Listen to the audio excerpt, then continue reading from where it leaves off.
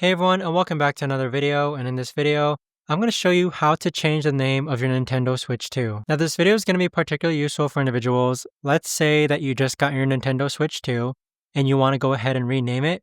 How do you actually go ahead about renaming it? Now this video is going to be short, sweet, and simple, guys. There's not going to be a lot of steps involved. But in order to do this, what you're first going to do is go into System Settings, which is this option right over here. Next, you want to scroll all the way down to where it says System. So click on System. Next, scroll down to where it says System Nickname and click on that. And then this is where you can actually change the name of your Nintendo Switch 2. So go ahead and change the name of your Nintendo Switch 2 and then click on OK. And there you have it. That right there, guys, is the best and easiest way that I know of to actually go ahead and change the name of your Nintendo Switch 2. If you guys know of a better or easier way to actually do this, let me know in the comments down below. I would love to know. Thanks so much for watching, everyone, and I'll see you guys all in the next video.